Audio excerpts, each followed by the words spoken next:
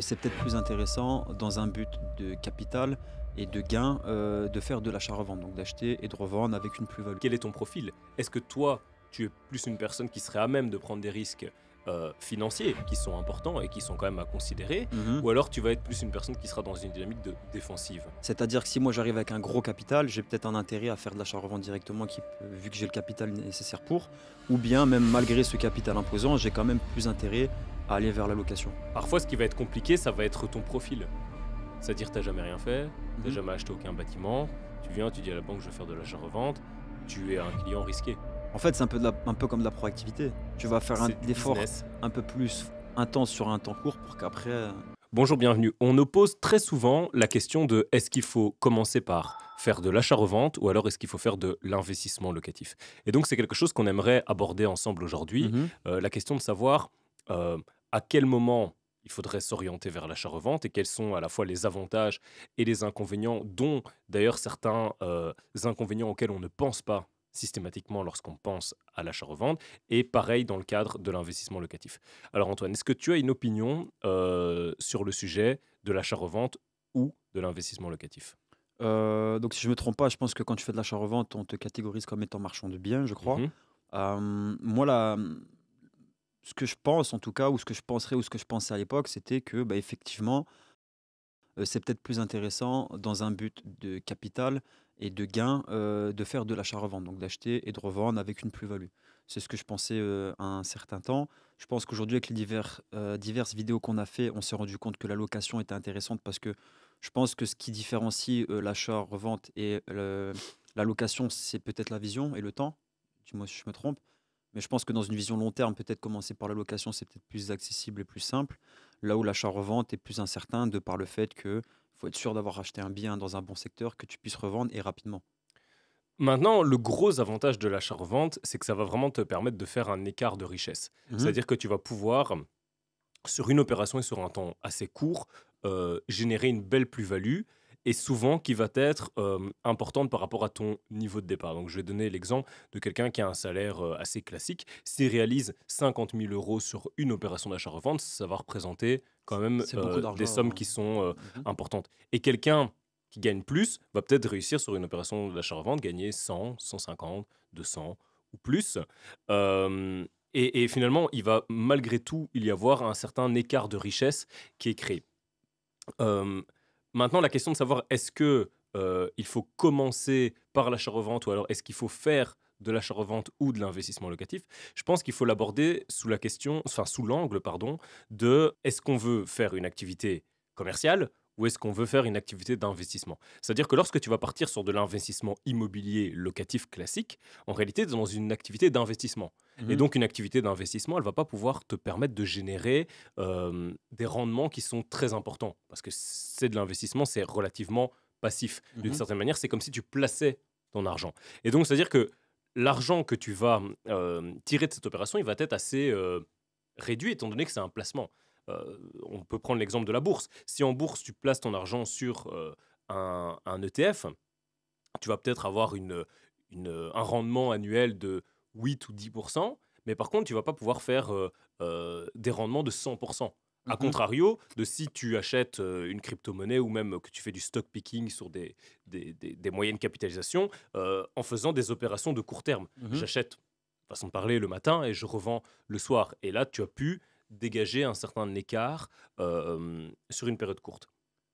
Maintenant, heu, je pense et ça c'est un élément qui est jamais, soulevé suffisamment, c'est que lorsque tu souhaites faire de l'investissement locatif, l'achat-revente va à un moment donné intervenir dans ton parcours. Mhm. Pourquoi? Parce que lorsque tu souhaites investir de façon massive, tu auras besoin d'avoir des apports de capitaux. Tu Mhm. auras besoin d'avoir du charbon que tu vas pouvoir mettre dans la machine. Qui t'est permis par les locations. Non, qui t'est permis par des opérations d'achat-revente. Ok. Tu comprends? Mhm. Donc c'est-à-dire tu fais de l'investissement locatif, mais à un moment donné, tu vas te retrouver bloqué. Bloqué pourquoi? Bloqué en termes d'apport disponible à mettre dans tes opérations, parce que tu n'as plus d'argent. Si tu investis, Puis aussi à un moment donné, de capacité d'emprunt aussi potentiellement. oui, mais même au-delà de ça, il te faudra de l'apport. Mhm. Sauf que lorsque tu vas te retrouver limité en termes d'apport, c'est là que les opérations d'achat-revente peuvent présenter un intérêt, Mhm. parce que, pour autant qu'elles aient été anticipées dans le cadre où tu dois mettre évidemment aussi de l'apport dans ton achat-revente, Mhm. euh, dans le sens où elles vont te permettre de multiplier ta somme initiale, ta somme de départ, dans le cadre de ton investissement. Mais au final, ça veut dire que finalement, le choix dès le départ quand tu commences à investir, donc admettons, tu pars sur un premier investissement, le choix du locatif ou de l'achat-revente dépend un peu de ton capital de base. C'est-à-dire que si moi j'arrive avec un gros capital, j'ai peut-être un intérêt à faire de l'achat-revente directement, vu que j'ai le capital nécessaire pour, ou bien même malgré ce capital imposant, j'ai quand même plus intérêt à aller vers la location. Ça va dépendre de ton profil et de la manière dont tu veux voir les choses. C'est-à-dire que les compétences, l'attitude et la manière d'être, et d'ailleurs Morgan Housel, on en parlera dans un autre épisode dans son livre, l'explique très bien, c'est que la compétence pour gagner de l'argent n'est pas du tout la même que pour le garder. Mhm, Et donc, on peut traduire ça comment? L'achat-revente, ça sera gagner de l'argent. L'investissement, c'est le garder. mhm, Et donc, lorsque tu es dans une dynamique de gagner de l'argent, tu vas devoir avoir un comportement qui sera assez offensif, mhm, prendre des risques, être assez optimiste. mhm, Et de cette façon-là, tu pourras faire un écart. Par contre, comme si tu veux lancer une entreprise, par exemple, tu vas devoir avoir cette attitude-là. Par contre, lorsque tu veux garder de l'argent, le faire fructifier, l'investir, tu devras plutôt avoir une mentalité qui sera assez défensive. mhm, C'est-à-dire te dire, OK, je vais prendre un investissement qui est a priori certain ou plus ou moins sûr. Je vais être assez pessimiste par rapport aux risques potentiels auxquels je pourrais être confronté. Et derrière, je vais être aussi frugal de manière à pouvoir investir. Et donc, ce sont deux états d'esprit qui sont diamétralement opposés. mhm, La question à se poser, c'est quel est ton profil? Est-ce que toi, tu es plus une personne qui serait à même de prendre des risques financiers qui sont importants et qui sont quand même à considérer, mhm. ou alors tu vas être plus une personne qui sera dans une dynamique de défensive, tu vois? Et donc ça, déjà, je pense que c'est la première chose à savoir, c'est qui je suis, et en fonction de ça, ça pourra te donner une trajectoire. C'est-à-dire que moi, en ce qui me concerne, j'ai commencé par faire de la location parce que j'étais dans une démarche qui était plutôt défensive. Plus sécuritaire, Voilà, à long terme. voilà, avec des responsabilités, etc. Par contre, si j'étais dans une démarche qui est beaucoup plus offensive, Mhm. avec des capitaux, je serais certainement parti sur de l'achat-revente. Donc là, ça va vraiment dépendre de l'état d'esprit Mais du coup, ça veut dire et du que capital, bien entendu, hein. chaque investisseur, parce qu'on parle d'investissement, doit établir son profil d'investisseur. Finalement, c'est pareil en bourse. Est-ce que tu vas être Mais sur d'un du côté, comme je court te dis, terme ou sur l'achat-revente, du c'est pas long vraiment de terme? l'investissement, c'est une activité commerciale. Mhm, Donc c'est pas de l'investissement. Je suis d'accord avec ce que tu dis, mais si je peux me permettre de clarifier et de t'interrompre pour clarifier, ce qu'il faut te dire, c'est, je vais te donner deux exemples.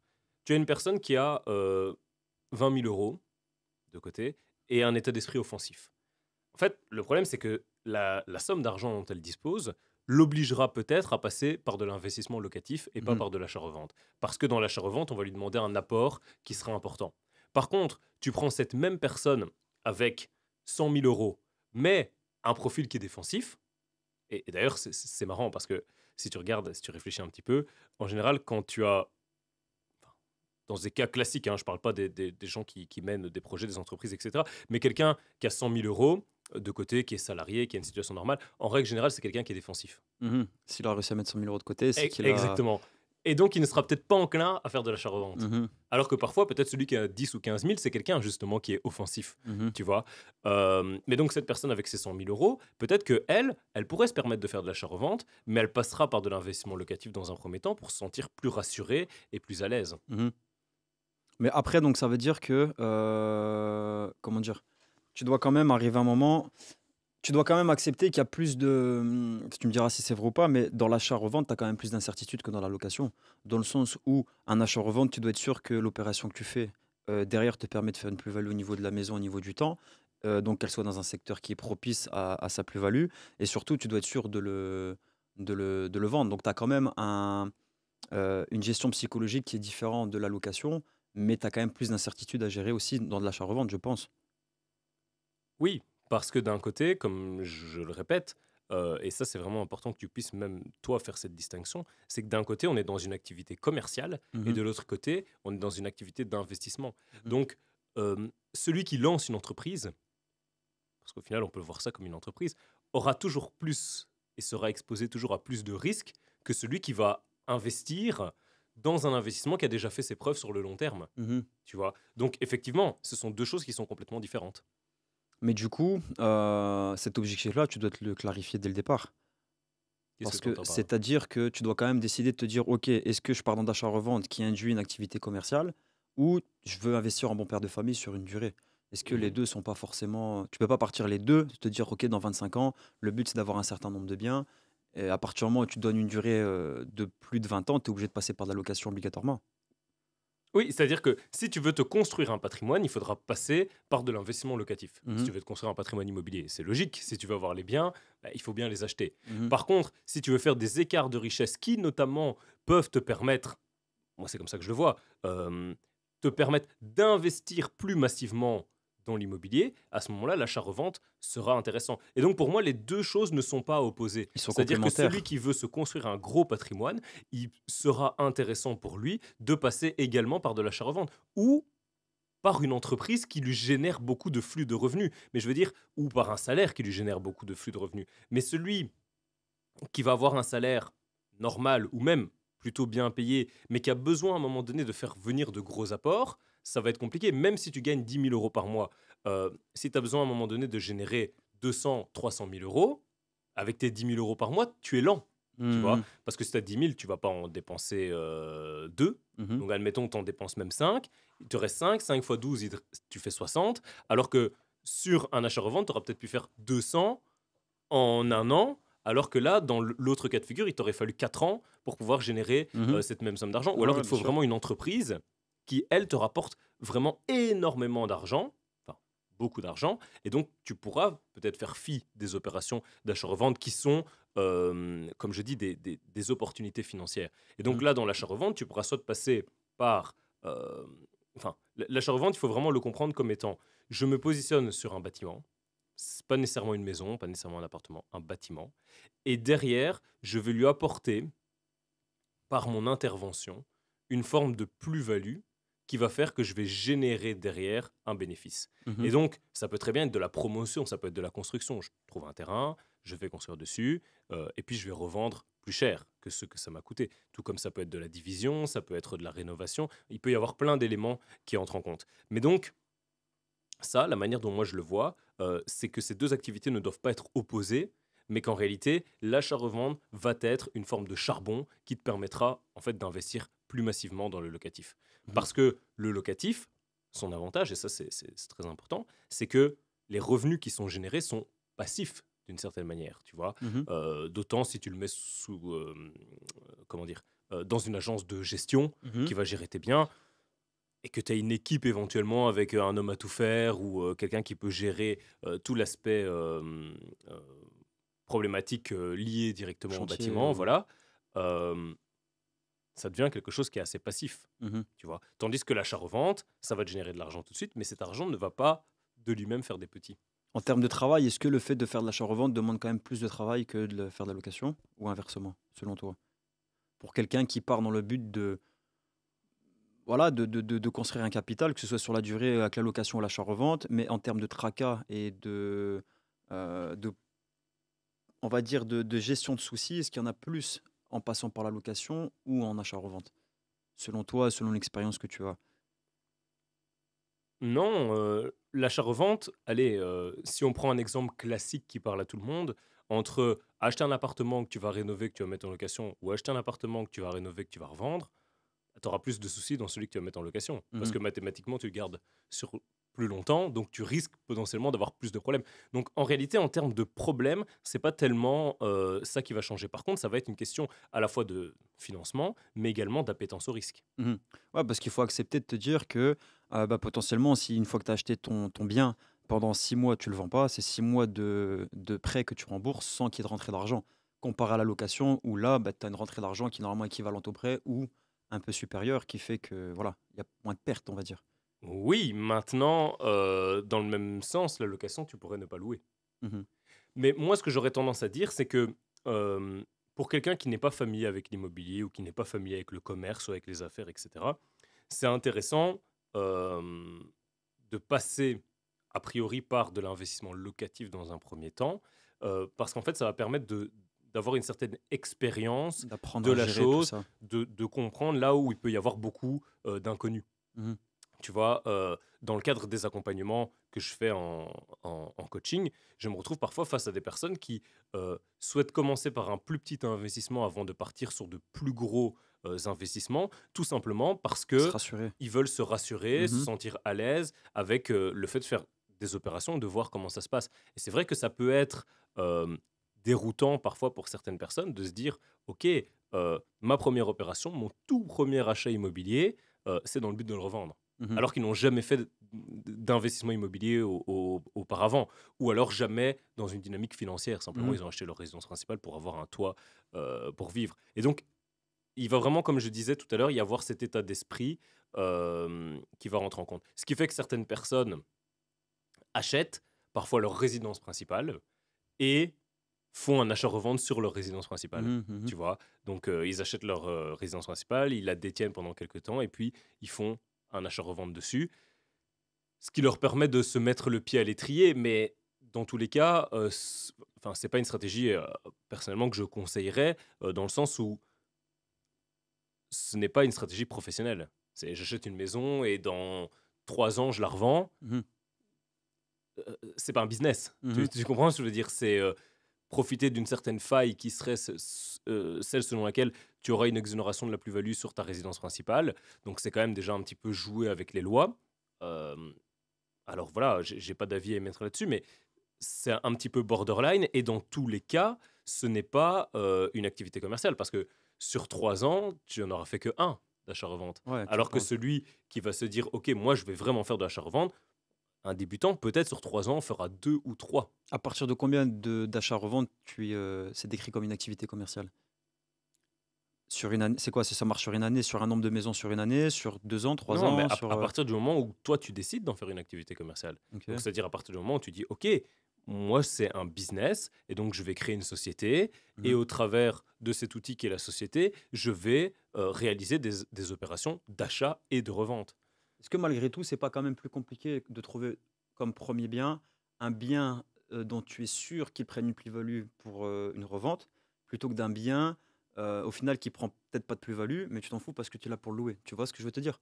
Parce que au final, il y a possibilité de faire les 2. Si toi tu trouves un bien très bien situé, que tu commences à louer, puis qu'au bout de 5 ans tu veux le revendre, tu as fait un peu les 2. Maintenant, est-ce que moi je vais faire de l'achat-revente? Voilà, je suis obligé de trouver un bien dont je suis sûr de prendre de la plus-value. C'est quand même plus précis que de trouver un bien qui va se louer facilement, je pense, non? Qu'est-ce que tu en penses? Oui, c'est ça la différence entre un professionnel et un amateur. Mmh. Et c'est pour ça que tout le monde ne peut pas faire de l'achat-revente. Mmh. Mais après, ce sont de simples calculs. Il faut connaître ton marché, il faut étudier ton marché ou te faire accompagner.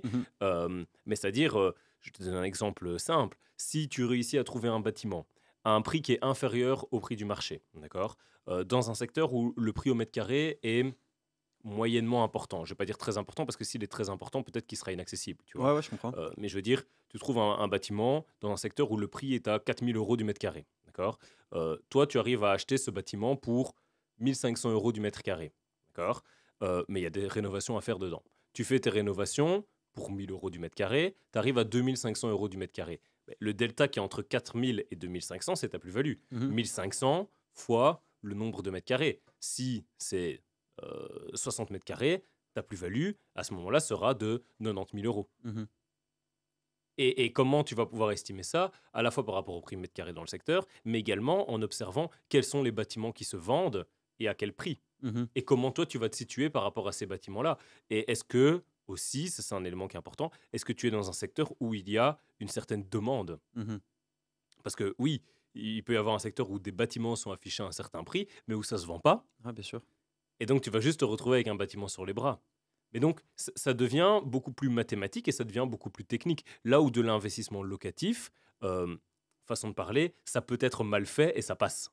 Ouais, je comprends. Tu vois. Ouais, ouais. Alors, moi, c'est absolument pas ce que je préconise. Et d'ailleurs, dans le cadre des accompagnements, et pour ceux qui souhaitent être accompagnés, le nombre de places est limité annuellement à 12 personnes, mais le lien se trouve sous la vidéo. Vous pouvez laisser vos coordonnées et je vous recontacterai personnellement pour voir si je peux vous aider. Euh, dans ce cadre-là, ce qu'on va faire, c'est qu'on va essayer de faire des achats locatifs qui sont pertinents, qui Mmh. s'inscrivent dans une stratégie et qui sont intéressants. Mais même si tu as mal acheté, finalement, sur le long terme, tu vas pas être perdant. Tu te C'est comme rattrapes si avec tu la achètes, location. c'est comme, oui, voilà, c'est comme si tu achètes une action à un prix qui est beaucoup trop élevé, mais que tu la détiens pendant 30 ans et que c'est quand même une entreprise relativement solide, t'as pas acheté non plus n'importe quoi, Tu tu peux vois. perdre 5 ans Euh, et voilà, et exploser les après, dernières ça années. va revenir, Mhm. tu vois. Donc, de la même manière, si tu achètes dans un secteur qui est pas trop pourri, qui a une certaine cote, qui est un peu connu, qui fonctionne, etc., et que tu achètes mal, tu vas pouvoir récupérer. Tu vas évidemment avoir un coût d'opportunité qui sera énorme, hein, parce que tu vas passer à côté de beaucoup d'autres investissements que tu ne pourras pas faire à cause finalement de la tare que tu es en train de traîner de ton immeuble canard boiteux. Mais, euh, mais ça va s'amortir. Par contre, si dans le cadre d'un achat-revente, tu t'es planté, C'est compliqué. bah, à part le garder, mais à ce moment-là, tu perds un peu ta crédibilité auprès des banques parce que tu dis je vais faire un achat-revente et puis tu le gardes. Mhm. Ça ne va pas, d'autant que de toute façon ton crédit n'a pas été conçu pour le garder. Ce qui te reste, c'est d'assumer ta perte. Mais de toute façon, que ce soit dans l'achat ou dans la location, tu as tout intérêt à trouver le secteur idéal et le bien idéal dans tous les cas pour démarrer. Ça change rien au niveau de la recherche. Il faut pas se dire parce que je fais de la location, je peux me permettre d'être un peu moins regardant sur l'endroit où je loue. Au contraire, il faut être pointillé sur les deux. C'est ça. C'est ça. Question qui peut paraître peut-être bête, mais est-ce qu'il est possible de faire de l'achat-revente sans forcément passer par les travaux et malgré tout faire une plus-value? Ou Oh, c'est quelque chose qui est compliqué à faire? non, c'est possible. Ok. Ça, mais du coup, la question que je me pose, c'est si toi demain tu achètes un appartement, tu le revends plus cher. Pourquoi lui dès le début il l'a pas vendu au prix auquel toi tu le revends? Tu vois ce que je veux dire? Est-ce qu'il n'y a pas des règles aussi en termes de prix qui font qu'à un moment tu es bloqué comme ça et tu peux pas aller faire une plus-value s'il n'y a pas toi de la plus-value que tu as rajouté dans l'appartement ou dans le bien par des travaux ou par autre chose, tu vois? Ta plus-value, ça peut être simplement toi d'avoir découvert le bien. Ok, ok. Je vais te donner plusieurs exemples. Euh, Tu trouves un bien et par le bouche-oreille. Mhm, Ce bien-là, la personne veut absolument s'en débarrasser. mhm, Euh, Tu te positionnes sur le bien, tu en fais l'acquisition. Tu en fais l'acquisition à un bon prix parce que la personne doit s'en débarrasser pour un tas de raisons. mhm. Tu ignores les raisons, elle peut en avoir marre, elle peut vouloir, pour des raisons fiscales, se débarrasser de ce bien Ça pour partait des à sa raisons mère, une fiscales. valeur Ça peut être, sentimentale, machin. voilà, ça peut être un bien parce que la personne a des dettes, Mhm. ça peut être une personne qui souhaite aller vivre à l'étranger et qui veut s'en débarrasser. Toi, tu saisis l'opportunité et tu as le temps pour le revendre. Tu ne dois pas le revendre dans des conditions aussi précaires. Tu vas le revendre plus cher. Tu peux attendre que quelqu'un décide de mettre le prix que tu as décidé Voilà. d'imposer. Ouais. Ok, Et ça peut même aussi parfois être aussi bête que la présentation du bien. c'est-à-dire. Et le bien est très mal présenté. La personne te dit tiens, j'ai un bien, et puis tu arrives dans le bien, et c'est un peu le bordel dans le bien. Ouais, ouais, ouais, ouais, ouais. Voilà. Et toi, simplement, tu vas correctement le présenter, Nettoyer un peu et puis derrière. et puis tu vas peut-être le revendre. Ok. Tu vois, ça Bah, c'est peut. parce que tu améliores la capacité des gens à se projeter dedans. C'est ça. Forcément. C'est ça. La plus-value, tu peux la faire de nombreuses manières. Tu peux aussi très bien.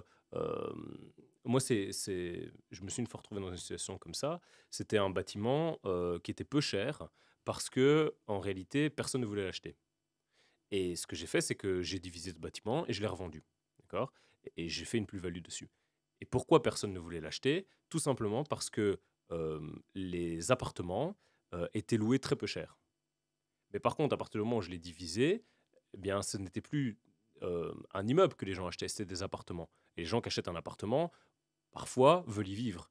Et donc, se moquent du loyer actuel. Mhm. Tu vois. Et donc, cette simple anomalie fait que, sans avoir fait aucun travaux, simplement en ayant changé la destination, la manière dont étaient présentées les choses, ça s'est vendu avec une certaine plus-value et où tout le monde, derrière, a fait une belle affaire, tu Ok, vois. Donc, très bien. tu n'es pas obligé nécessairement de passer par des travaux pour réussir à dégager une plus-value. Donc on est d'accord sur le fait que commencer par de l'achat-revente ou par de la location dépend de ton profil dans un premier temps, de peut-être tes objectifs long terme ou si c'est juste construire de l'apport pour après faire du long terme locatif. Et c'est les deux gros points principaux. C'est ça, Ok. ça dépend de tes objectifs, de ton attitude, ça dépend également de tes moyens, parce que si tu dois passer par de l'achat-revente, euh, en travaillant avec les banques, à ce moment-là, en L'apport règle est générale, demandé est plus elles vont gros. te demander environ 30% du projet. Ok. Euh, Là où ça, en locatif, tu as combien en pourcentage? ça dépend. Fourchette à peu près. Pour comparer un En peu, tu réalité, vois. on va aussi plus ou moins te demander 30%, tu vois. Ok. On va plus ou moins te demander 30% parce que d'un côté, on va te demander les droits d'enregistrement, 12,5, et puis à ça, on va te demander 20% d'apport. Tu vois. Par contre, tu vas faire un achat-revente, on va te demander 30%. Donc au final, tu arrives plus ou moins à la La même même chose. chose, Mhm. à la différence près que dans le cadre de l'achat-revente, cas de mon expérience, on m'a toujours demandé de les mettre cash. Mhm. Alors que dans du locatif, tu peux mettre un bien en collatéral, Ouais, par exemple, tu vois. ta Voilà. résidence ou Mais quoi. après, j'ai jamais fait en mettant un bien en collatéral. Donc Ok. d'ailleurs, dites-nous dans les commentaires si vous avez déjà fait de Mhm. l'achat-revente en mettant un bien en collatéral et donc en ne mettant pas d'apport dans l'opération. Mais moi, à titre personnel, ça m'est jamais arrivé. Après, aussi, on peut te demander jusqu'à 40%, tu vois. Donc, voilà. Et également, parfois, ce qui va être compliqué, ça va être ton profil. C'est-à-dire, tu n'as jamais rien fait, tu n'as Mhm. jamais acheté aucun bâtiment, tu viens, tu dis à la banque, je veux faire de l'achat-revente, tu es un client risqué. D'où l'importance d'arriver avec un dossier béton et de pas d'arriver comme un novice sans savoir un peu où tu mets les pieds. Oui, et peut-être d'avoir fait tes preuves, Mhm. en ayant Par peut-être du déjà fait. locatif. Peut-être, Ok. peut-être. Moi, comme je te dis, je suis passé par ce Le parcours-là. Moi, on m'a locatif demandé d'abord. 30%. Mais je sais qu'il y a certaines personnes à qui on demande 40. Alors pourquoi on leur demande 40? Peut-être parce que leur dossier n'est pas carré. Je Mhm. sais pas, Ouais, bien tu sûr. vois. Bah, il y a Je un sais, moment, ça joue je évidemment. sais pas te le dire. Mhm. Mais donc voilà, il y a des éléments qui vont être pris en compte. Et tu peux réussir à faire un premier investissement en mettant peu ou pas d'apport, Mhm. chose qui n'est pas possible dans l'achat-revente. Je donne un exemple. Si tu achètes ta résidence principale comme premier bien, tu auras très peu d'apport à mettre. Tu vois. C'est-à-dire, en règle générale, soit on va te demander les droits d'enregistrement et c'est tout. Ou alors on va te demander les droits d'enregistrement et un petit peu d'apport. Ou alors on va peut-être parfois même rien te demander, Mhm. à condition de mettre du collatéral ou des choses comme ça. Chose qui ne peut pas être possible dans l'achat-revente. Mais donc, tu peux réussir ton premier investissement en achetant une résidence principale. Donc, tu achètes une résidence principale dans laquelle tu vis 2, 3 ans, par exemple, et tu continues à mettre de l'argent de côté. Et après, tu pars sur un investissement locatif ou sur un achat-revente. C'est-à-dire que tu as cette opportunité avec l'investissement locatif et qui plus est avec l'achat de résidence principale, mais pas compris comme étant je m'achète une villa 4 façades dans un village, mais en étant j'achète un petit appartement dans une bonne ville avec une bonne localisation dans lequel je vais vivre 1 ou 2 ans dedans et que je Mhm. vais garder. euh, Tu vas avoir un accès à la propriété qui sera plus facile qu'avec l'achat-revente. Donc ça dépend aussi de ta capacité financière. Après, je trouve que via l'achat-revente, tu achètes quand même une certaine tranquillité d'esprit vis-à-vis du prêt, dans le sens où si tu arrives à revendre, tu as 15 ou entre 15 et 25 ans selon la durée du crédit que tu rembourses. Et tu sais que c'est toutes ces années-là durant lesquelles tu n'as pas tous les mois un crédit remboursé, tu vois. J'ai jamais vu les choses sous cet angle-là, mais oui, ça c'est ton profil quoi. Ouais, Moi, personnellement, peut-être. c'est pas quelque chose Ouais, bien sûr. qui m'empêche de dormir, tu vois. Non, non, non, je dirais pas que c'est le cas, Mais je veux dire, oui, peut-être certaines personnes se disent comme toi, tiens, moi, je préfère ne pas avoir de prêt, tu vois. Mhm. Peut-être ta religion te l'interdit, ou il peut y avoir d'autres éléments Mon qui libre font que, arbitre. Ouais. tu vois. Mais je peux comprendre. Mhm. Effectivement, l'avantage, c'est que maintenant, quand tu vas faire un achat-revente, attention que le prêt, on va te demander de le rembourser sous 2 ou 3 ans, hein, Mhm. Ok. en intégralité. Mhm. Si tu pars, ah ouais, je comprends. Mais est-ce qu'à ce moment-là, tu peux, parce que là, je vais voir ma banque, je dis voilà, je vais acheter ce bien, je veux le revendre. Il me laisse 2 ans pour le vendre et rembourser son prêt, c'est ça. Mhm. Donc j'ai 2 ans, donc j'ai quand même la pression de devoir le vendre en 2 ans. Si par contre je vais voir la banque, je dis je veux le louer, ok, finalement je change d'avis, je veux le vendre. Derrière, et j'ai pas les 2 ans pour le vendre. Qu'est-ce qui se passe? Est-ce que c'est pas fort intéressant de faire ça dans ce sens-là plutôt? Se dire je loue 1 an, 2 ans, peut-être 3 ans, et au bout de 3 ans, je décide de vendre mon appart. Et là, moi, si je le vends en 3, 4, 5, 6, 3 ans, on s'en fout parce que j'ai pas cette pression de la banque qui va me dire tu dois rembourser dans 2 ans. Ouais, je comprends. Réflexion d'une personne très intelligente que j'ai face à moi, je suis honoré. Euh, On je suis apprend, on honoré. apprend. Maintenant, le problème, enfin, il est double. Ouais, Un, auprès de la banque, tu as l'air quand même d'être une personne un peu instable. stable, Mhm. tu vois. Une Euh, fois, ça va, il faut pas trop. voilà, Ouais. premièrement. Deuxièmement, si tu fais ça, c'est peut-être que tu n'es pas sûr de toi. Mhm. Donc, si tu n'es pas sûr de toi, pourquoi tu vas dans quelque chose dans lequel tu n'es pas sûr? Et troisièmement, à quelle heure tu fais ton écart de richesse? Mhm. En 3 ans. Mhm. Donc, finalement, il t'aura fallu 3 ans pour générer de la plus-value. Et on va Mhm. dire, si ta plus-value, imaginons, c'est 100 000 euros, divisé en 3, ça te fait toujours que 33 000 euros par an. Mhm. C'est pas beaucoup, hein. Peut-être que si tu avais vendu la première année, il te restait 2 ans derrière pour faire une autre Voilà, opération. et donc, au lieu de gagner 100, donc 33 par an, dans le cas d'espèce, Mhm. Mhm. peut-être que là, tu aurais fait sur ta première année, tu aurais pris tes 100 000. Sur la deuxième année, tu aurais fait encore une à 100 000. Et la troisième, encore une à 100 000, on va dire. Tu aurais fait 100 000. Donc 300, et de l'autre côté, tu as fait 100 000, T'as fait- 33. Ouais, donc Donc sur... d'un côté, tu gagnes 33 par an, de l'autre côté, tu gagnes ouais, t'as 100 par an. 70 000 quasiment d'écart. Non, non, non, non, tu as 200 000 d'écart. Parce que Non, d'un par an, côté, je parle. oui, oui, Ouais. par an, tu as 70 000 d'écart. Hmm. Donc c'est plus du double. Donc Ouais, tu je penses vois. être smart, Et en fait, tu te mets un peu pas des bâtons dans les et roues, en mais fait, tu te tu te ralentis un peu. ralentis, Ouais, mais ouais. même beaucoup. Ok. Donc, à partir du moment où tu as pris la décision d'acheter, de vendre ou de louer, tu restes sur cette décision, quoi qu'il en coûte. Moi, à titre personnel, quand je trouve un bien dans le cadre de le revendre, d'accord, mon état d'esprit, c'est par la porte, par la fenêtre, par la cave, il doit partir. Hmm. Et il n'y a pas le choix. Mhm. Et donc, j'ai dit, OK, j'achète pour revendre. Dans tous les cas, ce bien, je dois le vendre. Quoi qu'il arrive, j'ai pas d'autre choix. C'est réussir ou mourir. Ouais, 50 Cent. Oui. C'est ça, Ouais, ouais. tu vois. Et donc, C'est je, comme ça qu'il partira, de toute façon. Sinon. je me laisse pas le choix. Mhm. Et je sais, je rembourse des intérêts à certaines échéances. Et dans 2 ans, dans 3 ans, il faut rembourser l'intégralité à la banque. Et donc, quoi qu'il arrive, ça doit partir. Au final, tu as Et il n'y a pas de reconstitution de crédit derrière, parce que tu peux faire une reconstitution. Hein. C'est-à-dire que C'est tu quoi n'as une pas, réussi, reconstitution t'as de pas réussi crédit? à vendre. Tu es à la banque, bon, ben maintenant, faites-moi un crédit sur 20 ans. Ok, ouais, ouais, Tu vois, ouais. parce Ouais, qu'il faut payer tout de ouais, suite, ouais, tu sais pas ouais, payer. ouais, ouais, ok. Voilà. Mais t'es grillé, t'es un guignol. Mhm. La banque travaillera plus avec toi. C'est bête, mais admettons, tu prends voilà, je vous dis, je veux achat-revente, ok? Vous avez 2 ans. Au bout de 2 ans, je ne l'ai pas vendu. Qu'est-ce qui se passe? Donc, tu peux faire ce rachat de crédit, mais qu'est-ce qu'eux peuvent te faire? Je veux même pas savoir. Oh, mais c'est intéressant Ça de. m'intéresse pas, dites-le dans les commentaires. Toi, non, Mais moi, peut-être les gens qui mais nous ça écoutent. m'intéresse. Mais non, parce Ok. que les gens qui nous écoutent, s'ils font de l'achat-revente, le bien, il sortira Ouais. par la fenêtre ou par Ouais, la donc au porte. final, cette pression de 2 ans ou de plus ou de moins que te met la banque, ça te sert à bouger ton cul, quoi. Mais c'est comme, T'as pas le choix. il y a certaines personnes, ils arrivent dans leur travail, le premier jour, on leur dit, voilà, maintenant, tu coaches en anglais. Mm. Parler en anglais, ils ont jamais parlé de leur vie en anglais. Ouais, Sous l'effet de la pression, t'apprends où tu pars. voilà. Eh bien, Beaucoup sont partis. eh bien là, c'est la même chose. Ouais, ouais, je Il comprends. faut... Ouais. Encore une fois, si t'es ce genre de profil. c'est ça. Et donc, Mhm. l'achat-revente va te demander d'être un profil un peu plus offensif Mhm. que dans la location où, oui, tu vas louer. En fait, c'est un peu comme de la proactivité. Tu vas faire C'est du l'effort business. un peu plus intense sur un temps court pour qu'après, C'est du un peu business. plus cool. Ouais, C'est vraiment du commerce. ok. Alors que l'investissement locatif, c'est de l'investissement long terme, bon père de famille. Petit aparté, je terminerai là-dessus si tu veux, mais tu réponds pas. Je préfère anticiper parce que je sais que des fois tu réponds pas. Des conseils éventuellement pour accélérer la vente d'un bien, si on part là-dessus, ou ce sera l'objet d'une prochaine vidéo. Mais Je vais boire un café. ok, c'était sûr.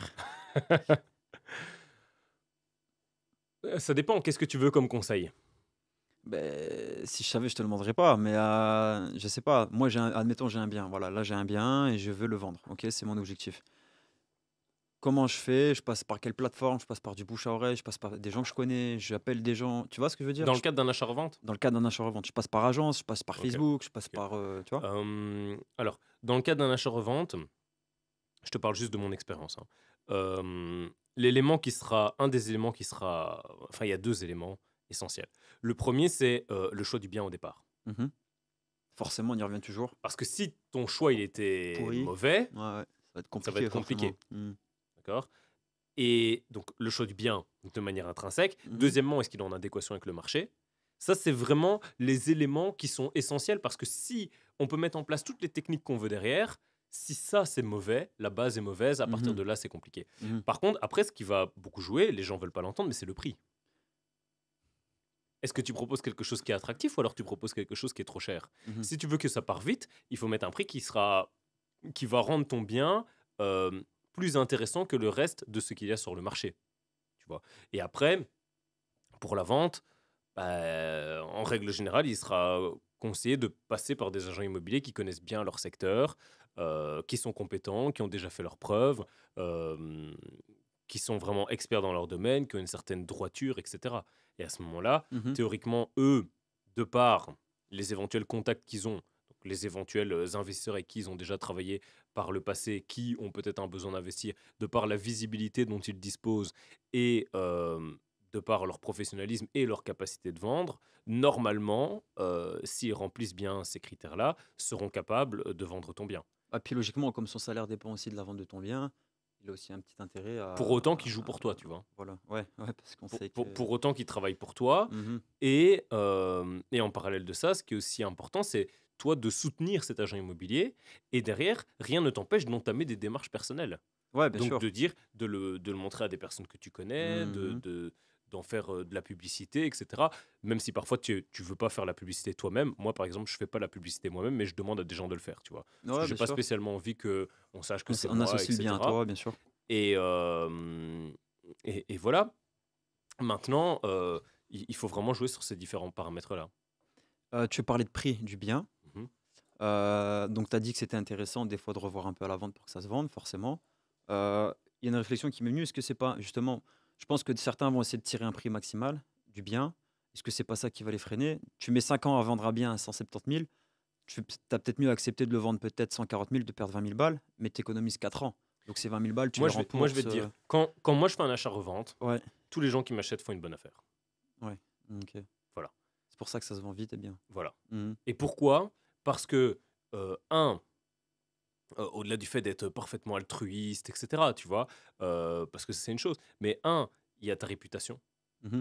Moi, je veux pas que si j'ai vendu quelque chose à quelqu'un, Il se rend derrière, il compte plus puisse se tard dire, que lui, il m'a vendu une daube, lui, c'est pas quelqu'un de confiance, etc., premièrement. Donc, ça, c'est sa droiture. Comment toi, tu te sens par rapport à toi-même? et Est-ce qui que ça te permet de te sentir à l'aise d'être mmh droit ou alors est-ce que tu te sens à l'aise d'être de travers? mmh. Moi, perso, je préfère être droit. Éthique dans les affaires, ouais. Euh, Premièrement. Deuxièmement, cette personne-là, peut-être un jour, elle va te racheter.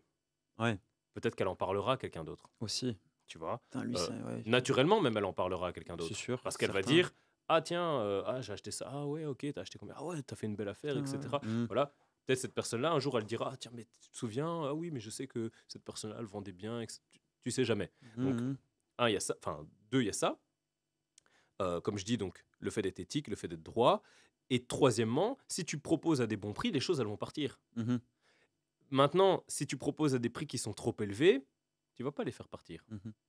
Donc, tu vois, le problème qu'il y a, c'est qu'il y a une sorte de biais. Quand tu achètes un bien, on va dire, je donne un exemple, tu achètes un bien, il est proposé à 150 000, tu vas dire, ouais, moi, 150 000, c'est beaucoup trop, moi, je veux au prix le plus bas du marché. C'est-à-dire, je veux le veux à 100 000. Et par contre, une fois que tu l'as rénové et que tu vois que les prix pour la revente, c'est 200, 210 000, mais que tu as une anomalie qui est à 250, toi, tu vas voir ton bien mieux qu'il est et tu vas dire, ouais, moi, je le mets aussi à 250. Ah non, tu vas peut-être avoir des problèmes pour le vendre. Par contre, si tu es réaliste, c'est-à-dire, ok, le prix du bien qu'on me propose ici, bon, le prix il est bon, je dois l'acheter. Ou je l'achète pas, tu vois, parce que parfois il y a des biens comme ça en l'état qui sont bons. Euh, ou bien tu négocies fort, ça c'est à toi qui vois. Mais par contre, à la revente, moi personnellement, j'aime bien considérer la fourchette qui est basse, Mmh. la fourchette de prix qui est basse. Mmh. Donc si le prix bas pour un bien c'est entre 150 et 170 000, ce bien-là, moi je vais dire Dans ok, cette fourchette. je vends 145 par exemple. Comme ça, je sais qu'il part vite. Et au final, en faisant partir les biens vite, tu as un roulement d'opération qui est plus rapide. Mmh. Et donc, comme tu as un roulement d'opération qui est plus rapide, tu gagnes plus d'argent. Ouais, parce qu'on oublie aussi souvent peut-être que le mec qui va t'acheter l'appart, il veut faire la même opération que toi. Donc s'il fait une affaire sur ton opération, peut-être qu'il peut en faire une par la suite. Non, mais Donc c'est c'est toi qui as un intéressant aussi. roulement qui est plus rapide. Mmh. Parce que ton opération, elle part plus rapidement. Donc, tu Ouais, donc tu as récupères des ton capital liquidités directement, tu peux et partir tu. sur notre opération Exactement. et les 4 ans que tu as mis pour vendre l'appartement, à 40 000 € plus cher, en fait, C'est ça. C'est ça, ouais, ouais. c'est ce qu'on appelle les imbéciles. Parce qu'il y Mmh. a des gens qui sont idiots, qui ne sont pas droits Mmh. et qui pensent qu'ils gagnent en n'étant pas droits, mais en réalité, Il se fait toujours attraper, voilà, c'est peut-être le karma. ouais. Euh, mais tu vois, alors que si t'as vendu, t'as fait 50 000 de plus-value au lieu de faire 80, mais que t'en as vendu deux, enfin, t'as fait deux opérations à 50 sur l'année parce que t'as été plus rapide, t'as fait 100 000, et de l'autre côté, t'as voulu attendre, t'as voulu chicaner, personne n'a fait une bonne affaire, t'as juste fait 80. OK. Tu vois? Dernière question pour ma part concernant justement cette plus-value.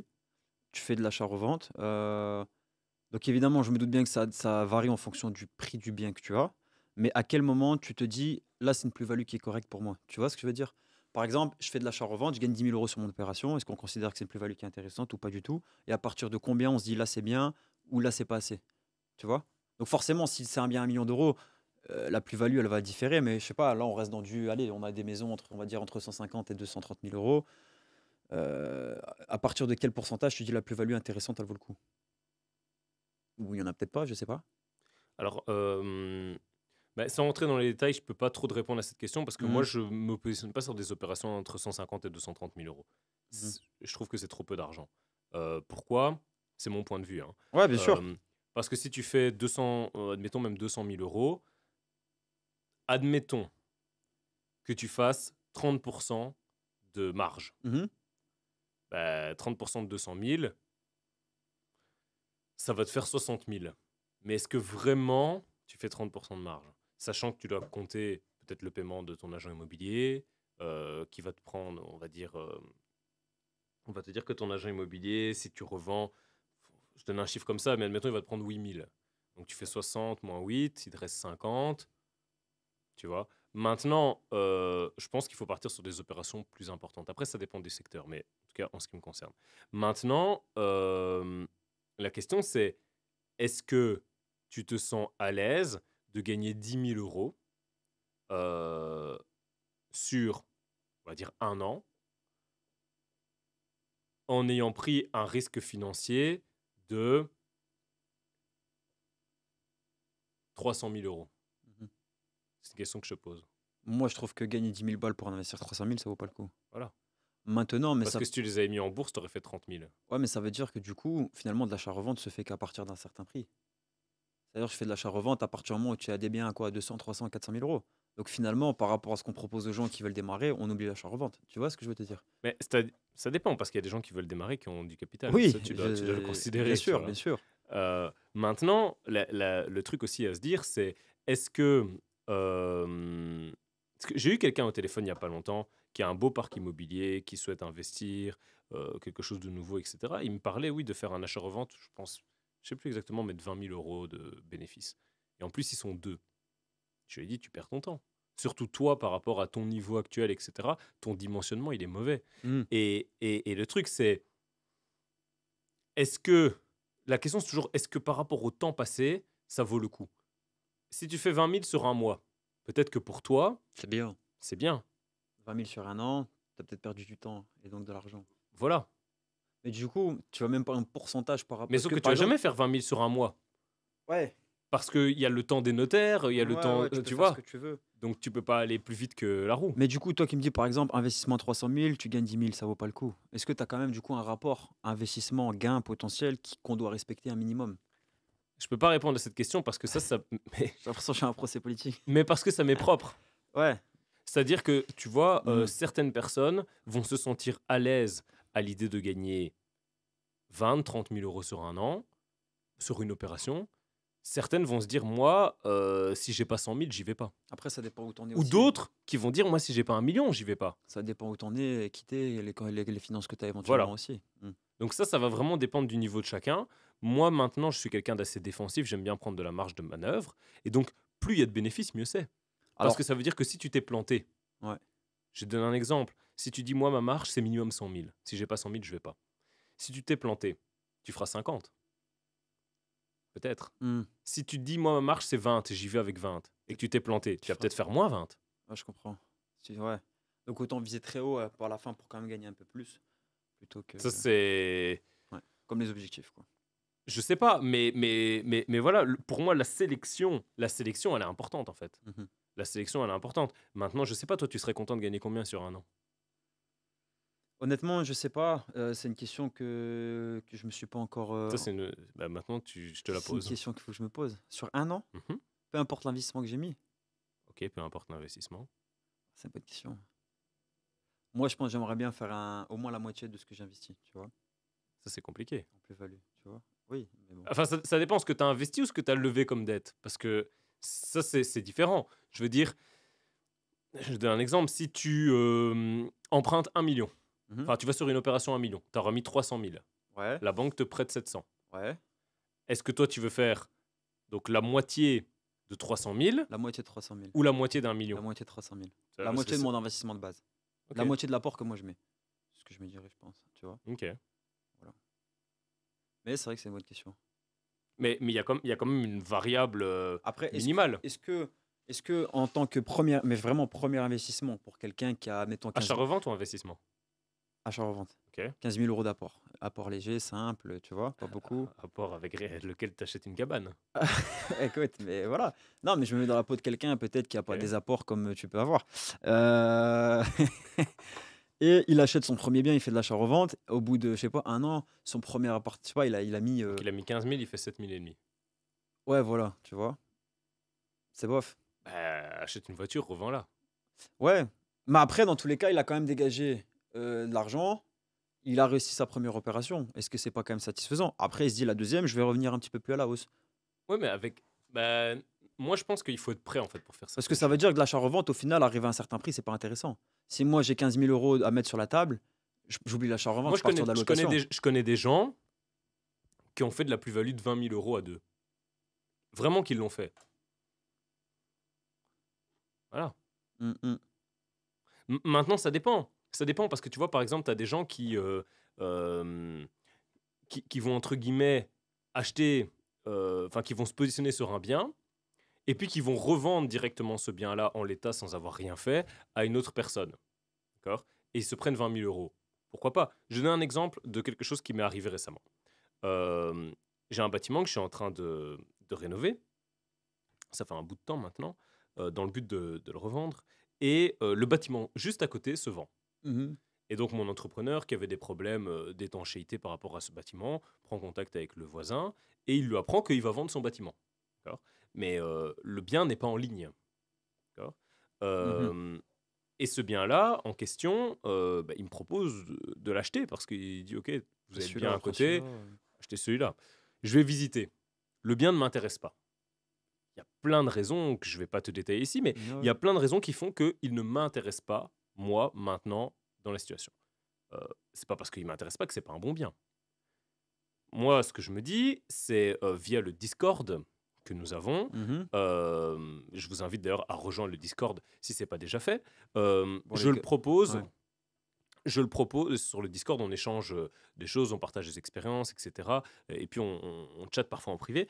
Je le propose à quelqu'un qui m'avait contacté via nos vidéos et qui, je sais, pourrait être intéressé par ça. Mhm. D'accord. Euh, et cette personne-là me dit, tiens, je suis intéressé, etc.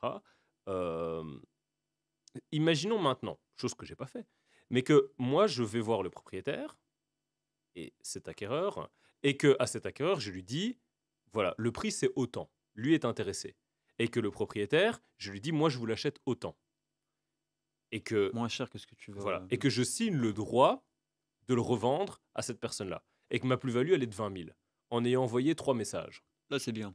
C'est bien. Il n'y a pas de travail derrière. Tu comprends ce que je Parce veux que dire? maintenant, ça fait 6 mois que tu as fait des travaux pour qu'à la fin, tu gagnes 10 000 balles sur ton opération. Là, Sauf que là, je l'ai effectivement. pas fait. Je l'ai pas fait parce que j'ai dit à cette personne, si toi tu l'as en direct, ça peut être une très bonne affaire. Si moi maintenant je prends 20 000 parce qu'on parle d'un bien qui est pas cher du tout, on est sur un truc à moins de 100 000. Hein. Si maintenant cette personne, je prends moi mes 20 000, elle fera plus vraiment une très belle affaire, tu vois. Mhm. Et donc ça m'intéresse pas. Et puis voilà, cette C'est pas personne-là, nos valeurs. c'est pas une question de valeur, mais Un peu. j'ai échangé avec elle, etc. Parce qu'au final, je mets des gens en relation, je mériterais de prendre une commission. Mais j'ai échangé avec elle, etc. Le courant est bien passé. Peut-être, qui sait, un jour qu'on aura l'opportunité de collaborer sur certaines choses. Il te rendra Je ne sais l'appareil. pas. Et puis, s'il fait une très belle opération, peut-être qu'il me rendra l'appareil. J'en sais rien. Mais donc, je lui donne comme ça. Après, je ne sais pas ce qu'il va faire. Imagine, moi, j'avais pris 20 000 pour juste mettre en relation. Ben là, j'aurais fait, tu vois. Mhm. Donc, ça dépend vraiment, tu vois, de quelle est la mesure de l'investissement, le temps que ça va te prendre, etc., pour voir quelle sera la plus-value minimum qui est tolérable pour faire ton Je crois opération. que c'est un business qui existe déjà, des gens qui sont que là pour faire des relations entre Ouais, les bien sûr, affaires. Ouais. bien sûr, bien Ok. sûr. C'est un business. C'est un T'as business. pas spécialement besoin d'argent pour ça, tu vois. Mhm. Faut plus un réseau et. Oui, voilà. Mhm. Mais moi, ça m'intéressait pas. Ok. Mais honnêtement, j'aurais pu le prendre. Mhm. Enfin, moi, je me serais déplacé, tu vois. Pour 20 000, pour 3 messages, honnêtement, 3 messages, une visite, 10 photos, Ça fait du bien. c'est ok, tu Ouais, vois. c'est un peu comme Sachant OnlyFans. sachant qu'en plus, je vais dans le bâtiment juste à côté, tu Ouais, vois. Donc, ouais, j'ai rien à faire, tu ouais. vois. T'es payé pour marcher, quoi. Voilà, si Ouais. Donc voilà, ça c'est vraiment toi OK, qui je dois comprends. voir. Mmh. Mais dites-nous dans les commentaires pour combien, à partir de combien Mmh. vous feriez une opération d'achat-revente. C'est vraiment quelque chose qui m'intéresse. Ouais, pour combien Euh, d'apports et combien d'argent vous dégagez, selon vous, c'est confortable, quoi? oui, voilà, ou même à combien vous vous déplacez pour faire un achat-revente. Mmh. Antoine, une dernière question pour Non, je conclure? pense qu'on a fait le tour. Personnellement, j'ai les réponses, donc n'hésitez pas aussi si vous avez des questions, à mettre en commentaire, on y répondra avec plaisir. Ok, Voilà. merci et on se voit dans un prochain épisode. Ciao.